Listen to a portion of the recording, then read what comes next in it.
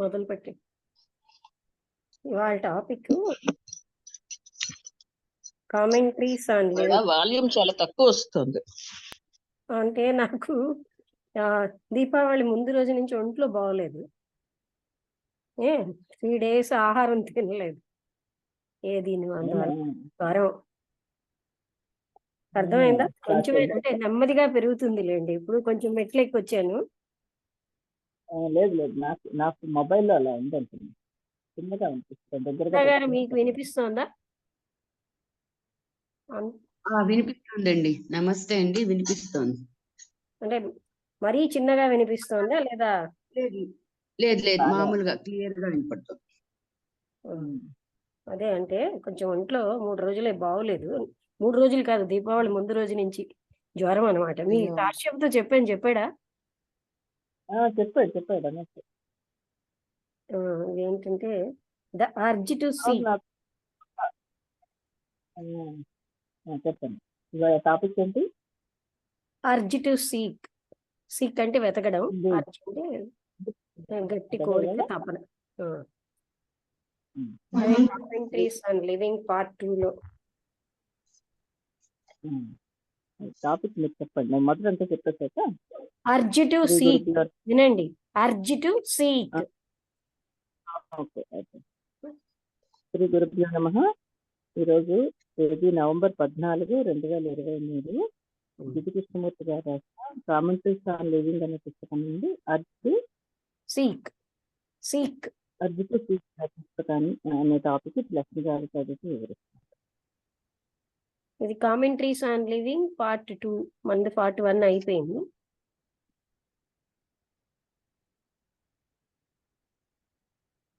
పసుపచ్చగా అంటే బంగారం వన్నెలో ఆకుపచ్చగా ఉన్నటువంటి 2 పక్షులు, వాటికేమో పొడవైనటువంటి తోకలు ఉన్నాయి.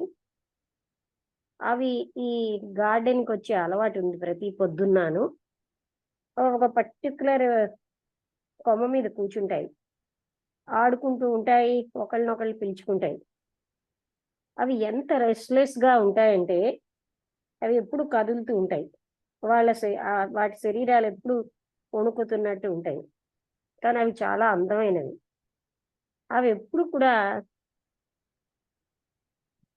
వాటి యొక్క ఈ ఫైటింగ్ లో గాని ఆటలో గాని అలసిపోయినట్టు ఉండవు.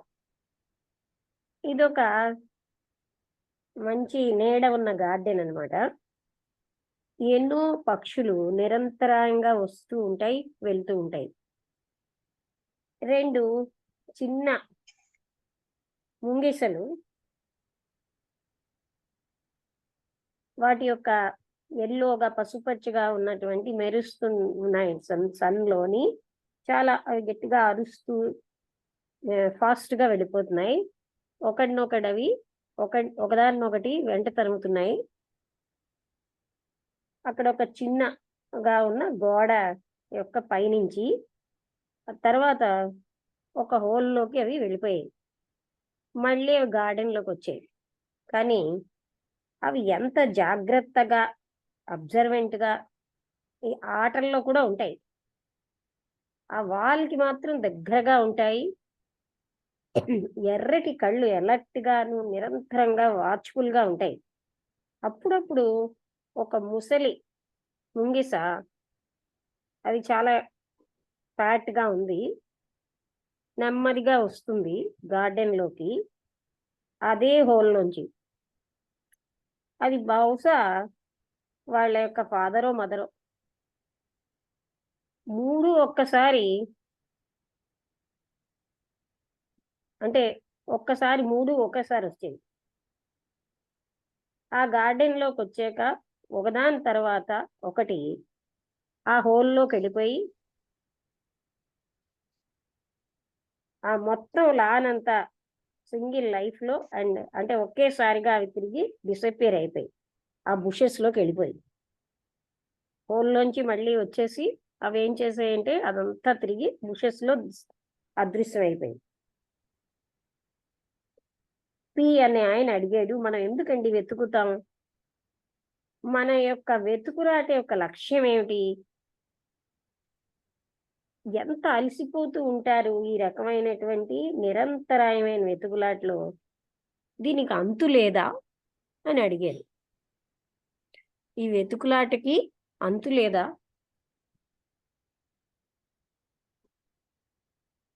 మనం ఏమిటి కోరుతున్నామో దానికి వెతుకుతాం. ఎమ్మ నాయన చెప్పారు.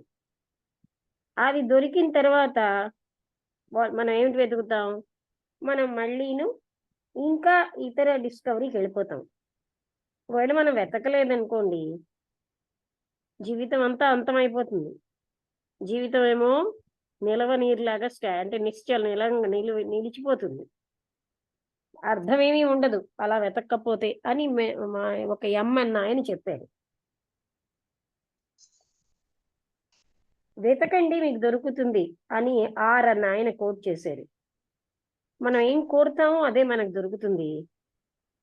కాన్షియస్ గా గాని అన్కాన్షియస్ గా గాని మనం తీవ్రంగా కోరుకున్నదే మనకు దొరుకుతుంది. మనం ఎప్పుడు కూడా ప్రశ్నించం ఈ అర్జ్ అంటే ఈ తపన వెతకడానికి ఏంటి అని. మనం ఎప్పుడు వెతుకుతూనే ఉంటాం. అండ్ మనం ఎప్పుడు అంటే వెతుకుతున్నట్టే కనిపిస్తాం. అయితే వెతకడానికి కోరిక అన్నది తప్పనిసరి.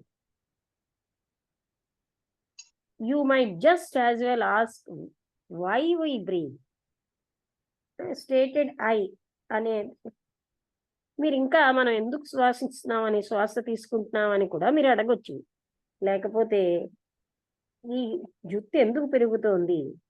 ఈ వెతకడానికి ఉన్న తీవ్ర కోరిక ఎంత తప్పనిసరి అంటే రాత్రి పగలు ఎంత తప్పనిసరిగా వస్తాయో అంతలాగా అన్నారు. అంటే ఈ అర్జ్ టు సీక్ టాపిక్ చిన్నదా పెద్దదా చూస్తాను. చిన్నది.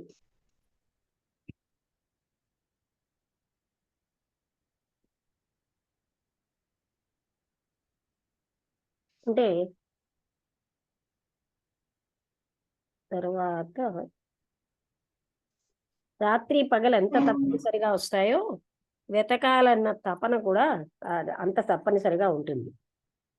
అంటే ఏదో ఒకటి ఫైండ్ అవుట్ చేయాలి. వెతకడం అంటే పోయింది వెతకడం కాదు, ఏదో ఒకటి తెలుసుకో, ఏదో ఒకటి కావాలి అలాగనమాట. అంటే అన్నిటి పట్ల ఆసక్తి కలిగి ఉండడం, ఇది అది అది ఇది అని.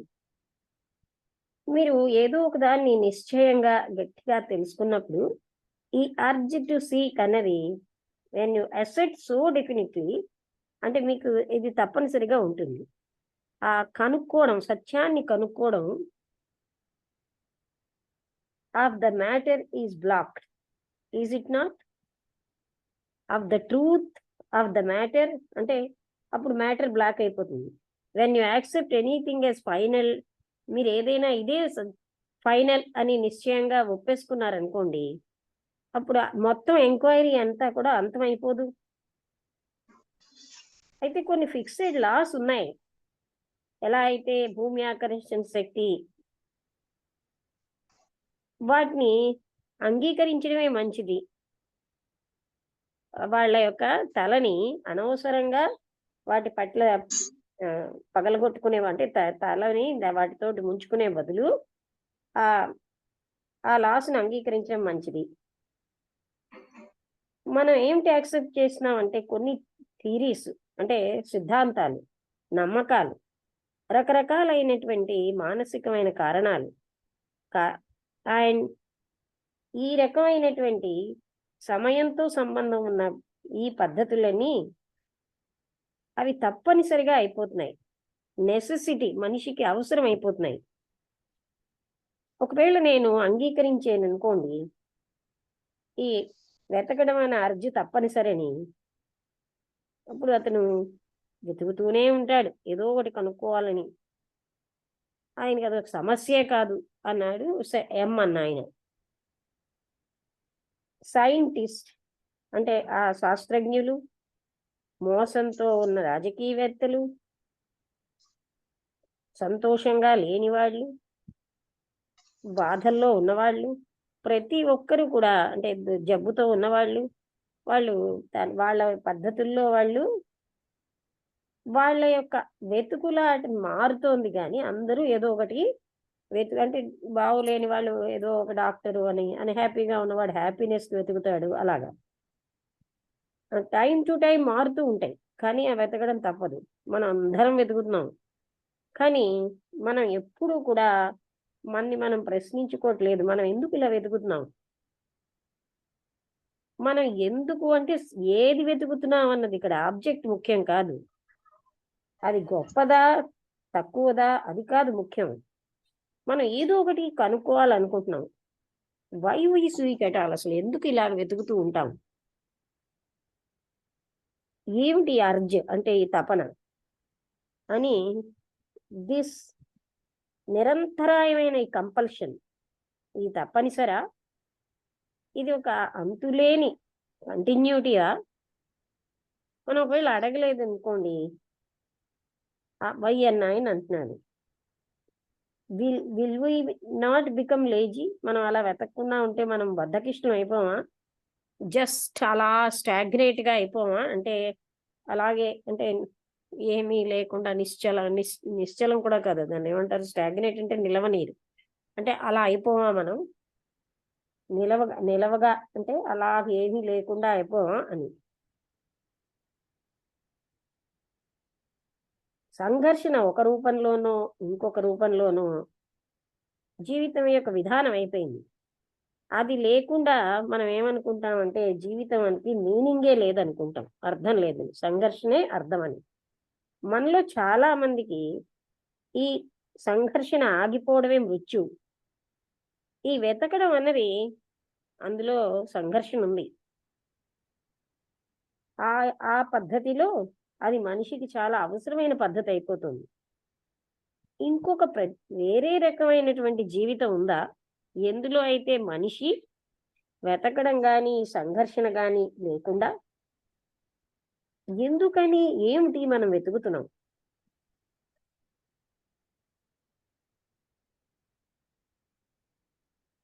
ఒక ఆయన ఏం చెప్పాడంటే, నేనేమిటి వెతుకుతున్నానంటే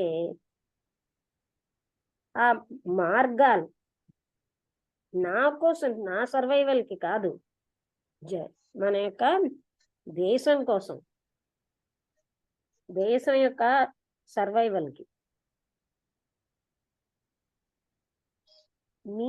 మీ దేశం కోసం గాని మీకోసం గాని సర్వైవల్ కి వెతకడంలో ఏమైనా తేడా ఉందా? వ్యక్తి నేషన్తో ఐడెంటిఫై అయిపోతున్నాడు, లేకపోతే ఒక పర్టిక్యులర్ సంఘంతో. అప్పుడు ఆయన ఆ సంఘం గాని ఆ దేశం గాని సర్వైవ్ అవ్వాలి అని ప్రయత్నిస్తాడు. ఈ సర్వైవల్ ఇదా, లేకపోతే నేషనా? అది కూడా సర్వైవల్ కదా, ఇండివిజువల్ సర్వైవల్, ఎందుకంటే దాంతో ఐడెంటిఫై అవుతున్నాడు కనుక. అందుకని ఇండివిజువల్ అంటే వ్యక్తి అన్నవాడు నిరంతరంగా సర్వైవ్ అవ్వడానికి వెతుకుతున్నాడు కదా, దానికి కంటిన్యూటీ ఉండాలి, ఉంటున్నది. ఏదో ఒక దాంతో, ఉన్నతమైన దాంతో ఆయన ఐడెంటిఫై అయిపోవడం అనేది వల్ల కంటిన్యూస్ గా వెతుకుతూనే ఉంటాడు. వెతకడం అంటే సెర్చ్ అని కదా, అదే ఒక రకంగా సీకింగ్ అన్నా అదే అనుకోండి. ఏదో పోగొట్టుకునేది వెతకడం అని కాదు, ఏదో ఒకటి, ఒక మూమెంట్ గాని ఒక లక్ష్యం గాని మనం సడన్ గా మనకి తెలిసిందనుకోండి, ఏ రకమైన వెతుకులాట లేకుండా, ఏ సంఘర్షణ లేకుండా అడిగారు ఎం అన్నాయన. ఆ క్షణం మన యొక్క అలసట యొక్క ఫలితం అన్నమాట. ఆరన్నాయని చెప్పాడు. అది ఒక బ్రీఫ్ గా, అంటే క్లుప్తంగా ఉన్న ఒక పాజ్, అంటే ఒక ఆగడమే, before plunging again into the vicious cycle of search and fear. మరొక రకమైనటువంటి వెతకడం, భయం అనే సర్కిల్లోకి వెళ్ళడానికి ముందు అది ఒక కొంతసేపు ఆగడం, లేకపోతే ఇది టైం ఆవలుంది అని కూడా అన్నారు ఎం.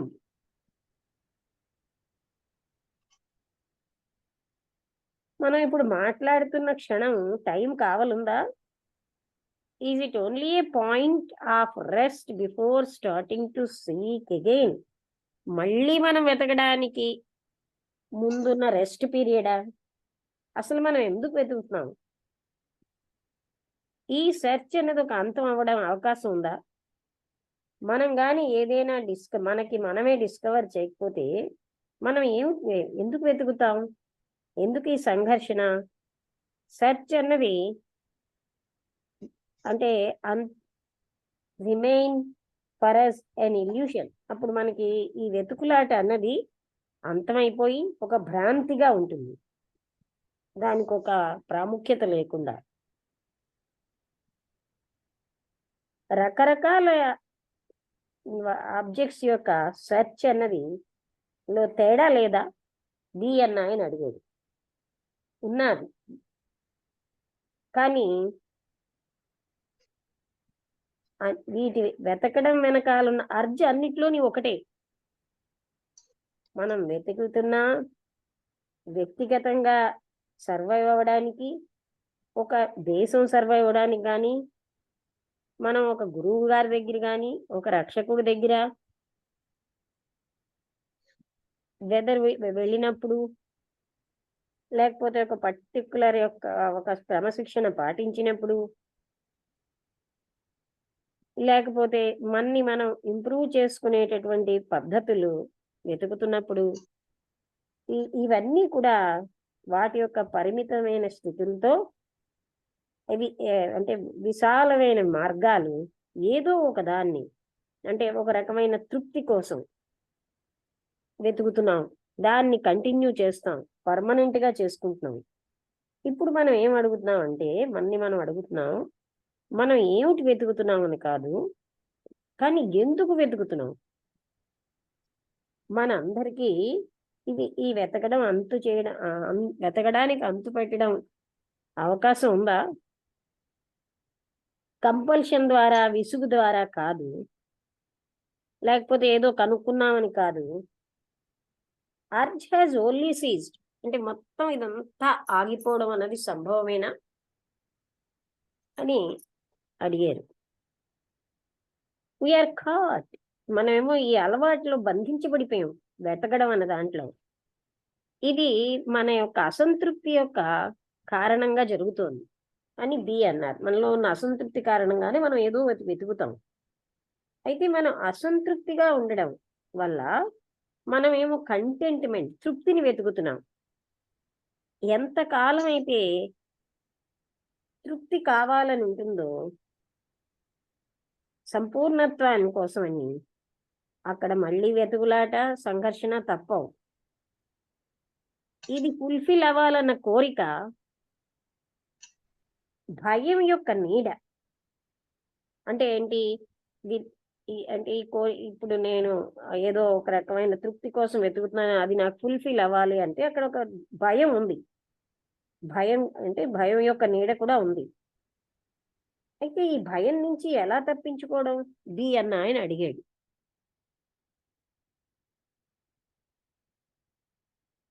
మీకు ఏ రకమైన భయము లేకుండా మీరు ఫుల్ఫిల్ చేసుకోవచ్చు. ఎండ్యూరింగ్ ఫుల్ఫిల్మెంట్ అంటే నిరంతరంగా ఫుల్ఫిల్మెంట్ అన్నది ఎక్కడైనా ఉంటుందా?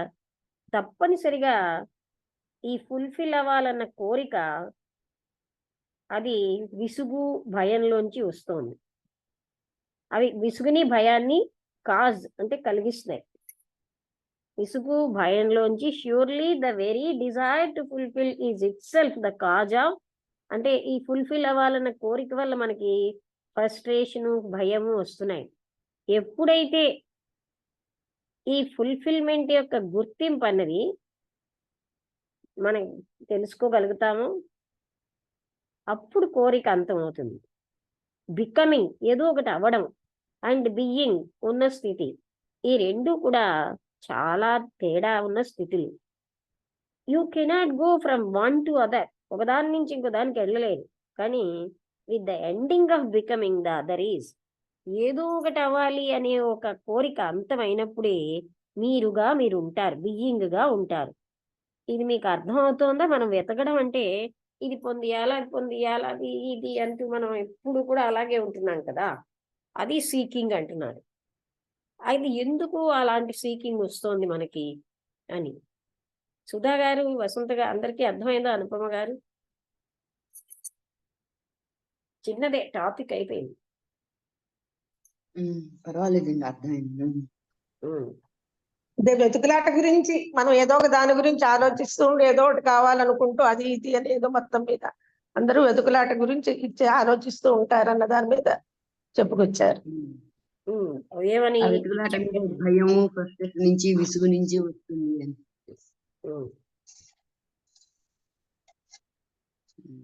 దానివల్ల చెప్పండి, ఏం చెప్పారు అందులో అనుపమ గారు? అదే ముఖ్యం. ఏమిటి చెప్పుకొచ్చారు? టాపిక్ వెతుకులాట. ఆ వెతుకులాట వల్ల ఏమీ ఉండదు. మనిషి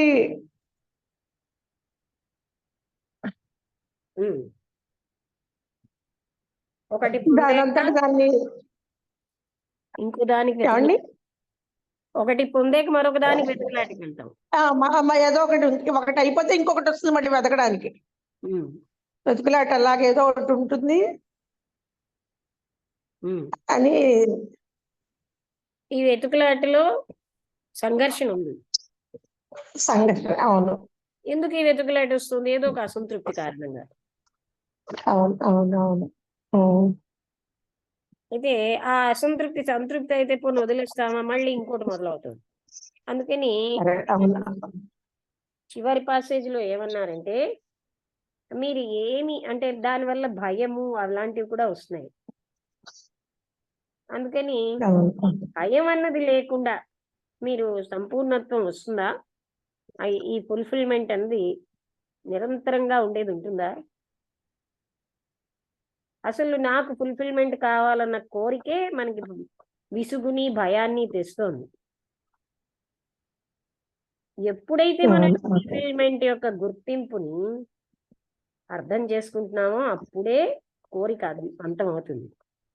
ఏదో పొందేస్తే ఏదో ఫుల్ఫిల్మెంట్ వస్తుంది. ఇదంతటిని మనం అవగాహన చేసుకుంటే ఏదో ఒకటి అవ్వాలి అన్నది ఎప్పుడైతే వదిలేస్తామో మనం మనమైన అసలు స్థితిలో ఉంటాం. సుధా గారు,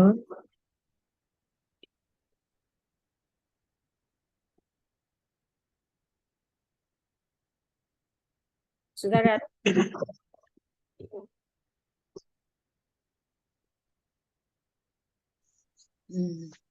నన్ను పిలిచారండి, నన్ను చెప్పన్నారా? మీరు చెప్పండి. అంటే మొట్టమొదటి అనుపమ గారు మొదలెట్టారు కదా, అది ఏమో అంతా చెప్పుకొచ్చారన్నారు. ఏమిటి చెప్పుకొచ్చారనేదే కదా ముఖ్యం. అది ఈ వెతుకులాట మనకి శ్వాస ఎందుకు తీసుకుంటున్నాము దగ్గర నుంచి కూడా, జుట్టు ఎందుకు పెరుగుతుంది అనే దాని గురించి కూడా వెతుకులాట అనేది వస్తుంది. మనం ఏదైనా మనం కాన్షియస్ గా వెతికితేనే దొరుకుతుంది. అలా మనం ఎప్పుడు ఏదో ఒకటి అలా వెతుకుతూనే ఉంటాము. ఆ వెతుకుతూ ఉండే కోరిక అది నిరంతరంగా, అది కంపల్సరీగా అలా మనలో ఉంటూనే ఉంటుంది అంటూ చెప్పారు. దాని గురించి ఈ సంఘర్షణ, అది ఒక రకమైన సంఘర్షణ అని, అదే జీవితం అని, అదే జీవితం అని, అలా దానికోసం ఒక దేశం కోసం కూడా వెతుకుతూ ఉంటాం. మన కోసమే కాకుండా ఆ దేశం కోసం వెతికితే మన కోసం వెతికిన దాంట్లోనూ దేశం కోసం వెతికిన దాంట్లోనే కూడా ఏమన్నా తేడా ఏమైనా మీరు గమనించారా? సర్వైవల్ ఏమన్నా ఉందా? వేరే సర్వైవల్ కదా, ఇండైరెక్ట్ గా మన కోసం ఐడెంటిఫై అయిపోవడం వల్ల అని దాని గురించి మళ్ళీనేమో ఈ వెతకటం మనలో అది ఒక అసంతృప్తి వలన కూడా మనలో ఒక అసంతృప్తి వలన కూడా వెతుకుతుంటాం. ఆ తృప్తి అనేది రావటం కోసం కూడా అలా కొన్నాళ్ళు అలా వెతుకుతూ ఉంటాం. ఈ వెతకటంలోంచి భయం నుంచి ఎలా తప్పించుకోవాలో కూడా మనం వెతుకుతూ ఉంటాం. ఇది ఫుల్ఫిల్ అవ్వాలంటే భయం, విసుగు ఇవన్నీ ఏదో ఒక కోరిక వల్ల కూడా వెతుకుతూ ఉంటాము. ఈ వాటి వలన ఈ ఏదో కోరిక అవ్వాలని అర్థం కూడా అవుతుంది. ఆ భయం, విసుగు వలన కూడా మనం ఇట్లా దాని నుంచి పారిపోవటానికి కూడా మనం ఇట్లా వెతుకుతూ ఉంటాము. అంటే ఆ ఫుల్ఫిల్మెంట్ యొక్క ప్రాముఖ్యత మనం చూడగలిగినప్పుడు ఈ కోరిక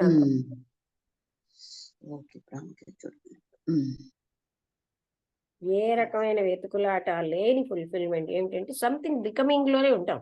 ఇది అవ్వాలా అది అవ్వాలి ప్రాముఖ్యత చూడడం అంటే ఎలా చూడగలుస్తాం? అవగాహన చేసుకుంటూ మనం ఏదో ఒక వెతుకులాటకి మనకి భయము స్ట్రగుల్ ఇవే ఉంటుంది. అయితే అవును. ఫుల్ఫిల్మెంట్ అన్నది ఇలా బయట నుంచి లేదు అనేది మనకి దాని అవగాహన అయిపోతుంది. అప్పుడు ఏంటంటే మనం ఉన్న స్థితిలో ఉంటాం. బికమింగ్ ఏదో ఇంకోటి అయిపోవాలి అని ప్రయత్నించాం. బీయింగ్ అంటే ఉన్న స్థితిలో ఉండడం. అప్పుడే మనం సత్యాన్ని తెలుసుకోగలం. లేకపోతే సత్యానికి దూరం అయిపోతున్నాం. సంఘర్షణ, ఆందోళనలు, భయాలు, ఇవే మిగిలాయి అంతా. ఇది బాగుంది. సత్యానికి మనం దూరం అయిపోతున్నాం. అది బాగుంది. కరెక్ట్ అండి. అది మటుకు మనం ఎప్పుడు మనదైన స్థితిలో ఉంటే మనం అసలైనటువంటి ఆ సత్యాన్ని తెలుసుకోగలం. ఆనందం, ప్రేమ అన్నిటితో ఉంటాం. మనదైన స్థితి వదిలి ఇంకెవరో ఏదో అనుకుంటారనుకుంటూ మనం కాని స్థితిలో బికమింగ్ లో ఉన్నామో మనకి ఈ సంఘర్షణలు తప్పు. కరెక్ట్ అండి. కరెక్ట్. అది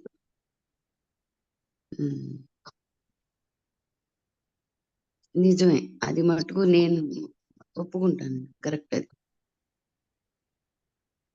అంటే ఎప్పుడు ఏదో ఒకటి అవ్వాలి, బికమింగ్ లోనే ఉంటున్నాం. బీయింగ్ అన్నదే అంటే ఎందుకనంటే మనం ఎప్పుడు ఏదో ఒక కోరిక, ఒక అంటే ఓ దాని నుంచి ఇంకో దానికి ఇలాగా నిరంతర సంఘర్షణ, విసుగు వీటితోటే ఉంటాం జీవితం అంతా. కానీ మనం ఉన్న స్థితిలో అది బీయింగ్ అంటే ఆ యథార్థం అన్నది కూడా అనుభవంలోకి వస్తుంది. సంతృప్తి ఆటోమేటిక్ గా వస్తుంది. అంటే అదంతా వెతుకులాట మానేస్తేనే మనం హాయిగా ఉంటాం. నేను ఇది అవ్వాలి, అది అవ్వాలి, నన్ను మెచ్చుకోవాలంటే నేను పొలిటీషియన్ అవ్వాలను, లేకపోతే నేను ఏదో ఆర్టిస్ట్ అవ్వాలో, లేకపోతే ఒక నిరంతరంగా ఏదో ఒకటి చేసేస్తూ ఉండాలి. ఇలాంటివన్నీ మనని ఒక రకమైన ఫ్రస్ట్రేషన్ లో పడేస్తున్నాయి. అందుకని బీయింగ్ అన్నది గొప్పది. అదే టాపిక్ మటుకు ఊరికే వెతకటం అనేది అదేదో ఇదిగా కానీ చాలా ఆలోచన చాలా ఉందండి లోతుగా. లైఫ్ చాలా అంటే మనకి రాంది ఏంటంటే సహజంగా ఉండడం. సహజమే మనకి సహజమైపోయింది.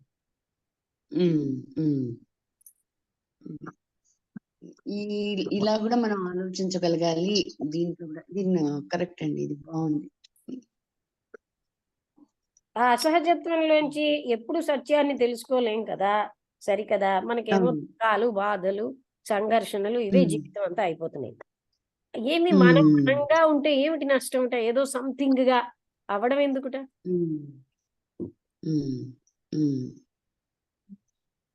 నాకు ఇవాళ మీరు ఆలోచించడానికి ఒక కొత్త కోణం దొరికింది. ఇవాళ నా బుర్ర బాగా పనిచేస్తుంది.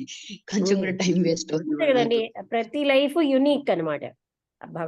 క్రియేషన్ లోనే ఒక్కొక్కటి ప్రత్యేకం ఎవరి లైఫ్. దానికి ఇంకొక రకంగా కావాలట.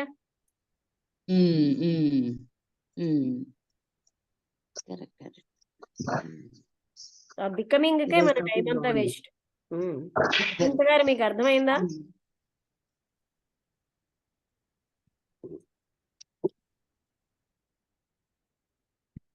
అర్థమైంది. అర్థమైంది. ఆ బ్యూటీ తెలుస్తుంది. మనం మనలా ఉండడంలో హ్యాపీనెస్, అశాంతం ఉంటే అప్పుడు రియల్ సత్యం అనేది కూడా మనకి చాలా సులువు అయిపోతుంది. మనం ఎప్పుడూ ఇంకొకలాగా అవ్వాలి అనడంలో మన ఒరిజినాలిటీ అని కూడా కాదు, మనమేమో సత్యానికి దూరం అయిపోతాం.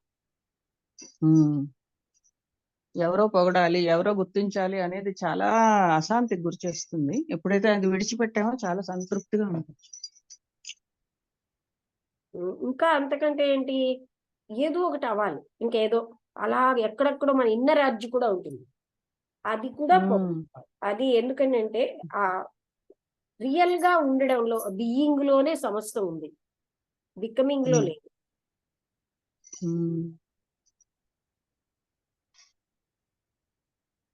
మనకి కొన్ని ఇన్నర్ కండిషనింగ్స్ నుంచి కూడా కొన్ని రకాలు వస్తుంటాయి. అవి కూడా మనం వాటిని కూడా ఎప్పుడైతే వదిలేయగలుగుతామో, ఎప్పుడు వదిలేయగలుగుతామంటే ఆ ఫుల్ఫిల్మెంట్ అన్నది వీటిల్లో లేదు అని అర్థం అయితే, ఆ రియల్ ఫుల్ఫిల్మెంట్ అవగాహన అయినప్పుడు అవన్నీ వదిలేస్తాం.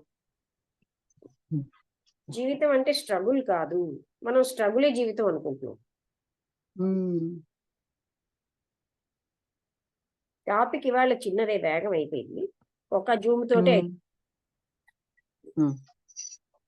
అంటే ఇంకా ఎన్ని నిమిషాలు ఉందంటే 5 నిమిషాలు ఉంది. 5, 6 మాట్లాడితే ఇంకేమైనా. సుధా గారు మీరు చెప్పండి ఎందుకు నచ్చింది అని. ఎందుకు నచ్చిందంటే ఇప్పుడు మనం నిజంగానే ఇప్పుడు మనం ఎవరో ఏదో అంటారు, ఏదో చేస్తారు అంటే భయపడుతూ కూడా మనం కొన్ని పనులు చేస్తూ ఉంటాము. అవన్నీ కూడా మానేసేసి మనలో ఇది వెతుకులాట అనేసరికి మనం తర్వాత మనకున్న కండిషనింగ్స్ లో కూడా నేను డాక్టర్ అయితేనే గ్రేట్, లేకపోతే కాదు, అలాంటివన్నీ పెట్టుకుంటాం. అంటే ఉదాహరణగా ఒకటి చెప్పాను అంతే. అది అలా అన్నమాట. అవన్నీ వాటిల్లోంచి మనం బయటికి రావాలి. అలా ఆలోచించకుండా మనం ఈ చేసే మన ఎవరో గుర్తించాలి. ఎందుకు మన ఎవరో ఒకళ్ళు గుర్తించాలి? మనం గుర్తించుకుంటే చాలు కదా. వాళ్ళు గుర్తిస్తే ఎందుకు అది కూడా గుర్తించకపోతే అంట. కాదండి, గుర్తింపు మనము అనేది ఇంకా లౌకికత్వమే కదా. మనము మన యొక్క పర్సనాలిటీ అది లౌకికత్వమే. బీయింగ్ అంటే మనం ఉన్న స్థితిలోనే అలాగే సహజంగా ఉన్నాం అనుకోండి. అంటే మనం ఎలాంటి వాటితో ఉన్నామో అలాగే ఏదో ఒకటి అవ్వాలని తపన లేకుండా. అది అవును. అలా అలా మనం కనుక అలా ఉంటే అది బాగుంటుంది. అది అలాంటివన్నీ కూడా కొంచెం ఆలోచించి నిజంగానే నేను ఇన్నాళ్ళు ఏమి చేశాను, ఒకసారి నా పాత వెనకాల ఇవన్నీ కూడా నేను ఒకసారి తవ్వుకుంటాను అనమాట. ఈ పాయింట్ వల్ల నేను ఇదివరకు ఎలా ఉన్నాను, ఎలా చేశాను, ఇప్పుడు ఎలా ఉన్నాను, ఏంటి ఇంకా ఏం మార్పు తెచ్చుకోవాలి, నాలో ఇంకా ఎలా ఉండాలి నేను అనేది కూడా నాకు కొంచెం ఇదవుతుంది. మీరు నాకు చెప్పినా చెప్పిన మీ టాపిక్ అయిపోయాక నేను చాలా సేపు తర్వాత మధ్యాహ్నాలప్పుడు కూడా ఆలోచిస్తున్నా. నాకు నేను ఉన్న పరిస్థితి ఏంటి, వెనకాల పరిస్థితి ఏంటి, అంటే వీటిలో రియాలిటీ ఉందా లేదా అన్నది మనం తెలుసుకోవాలి. ఈ చెప్పినవి ఎంత లోతుగా చెప్తున్నారన్నది ఎవరికి వారు తెలుసుకుంటే అది లైఫ్ లో అప్లై అవుతుంది. ఇప్పుడు నేను చదువుకునే దీనికి కూడా ఇది మీరు చెప్పేది ఇది ఎంతవరకు ఇదవుతుంది, ఎంతవరకు ఇదవుతుంది అనేది కూడా నేను కొంచెం చూసుకుంటుంటాను.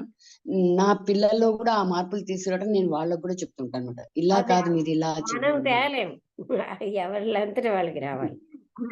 నేను చెప్పడం వరకు చెప్తానండి, అది వాళ్ళ ఇష్టం. ఇంకా నేను వాళ్ళతో మటుకు డిస్కస్ చేస్తాను. ముఖ్యంగా నేను మా మదర్ తో డిస్కస్ చేస్తాను. ఆవిడతో కాసేపు చాలాసేపు 1 గంట పైన నేను ఆవిడతో ఇవన్నీ మీరు చెప్పిన టాపిక్స్ అన్ని, అందుకే పాయింట్స్ అన్ని రాసుకుంటాను. రాసుకుని నేను ఆవిడతో డిస్కస్ చేస్తాను. ఆవిడ కొంచెం ఇట్లాంటి దీంట్లోనే ఉంది కాబట్టి ఆవిడతో డిస్కస్ చేస్తాను. అది తర్వాత నా పిల్లలకి కూడా నేను ఊరికే చెప్తాను, నేను ఇవాళ సత్సంగంలో నేను ఇవి నేర్చుకున్నాను, ఇవి చేసుకున్నాను అని నేను చెప్తాను. వాళ్ళు వింటారండి, వాళ్ళు విన్నారు వినలేదు, వాళ్ళు ఆచరించారు అనేది కూడా నేను పట్టించుకోను. నేను చెప్తాను అంతే, వాళ్ళ ఇష్టం. అది కరెక్ట్. అది అంతే. అది కొంచెం తర్వాత కూడా నేను కొంచెం నాలో మార్పు తెచ్చుకోవడానికి కూడా చాలా ప్రయత్నం చేస్తాను. నేను నా ఆలోచన తీరులో కూడా ఇలా కాదు, ఇలా మార్పు తెచ్చుకోవాలి. ఈ ఏంటంటేనండి, ఎప్పుడైతే ఇందులో సత్యం తెలిసిపోయిందో మనం ప్రయత్నించకుండానే మార్పు వస్తుంది. ఎందుకంటే అవును కదా, ఇలా ఫ్రస్ట్రేషన్ స్ట్రగులే లైఫ్ అని జీవిస్తున్నాం. ఏదో ఒకటి పొందాలని ఏదో ఒకటి అవ్వాలని ఇదేమిటి తపన అని అవగాహన చేసుకున్నాం అనుకోండి, అశాంతి, ఆ భయము, ఆందోళన ఇదేనా జీవితం అన్ని, అప్పుడు ఆటోమేటిక్ గా ఆ ఫుల్ఫిల్మెంట్ అన్నది ఇవన్నీ వదిలేస్తేనే అని అర్థమవుతుంది. అవునండి, అవును, అది కరెక్ట్.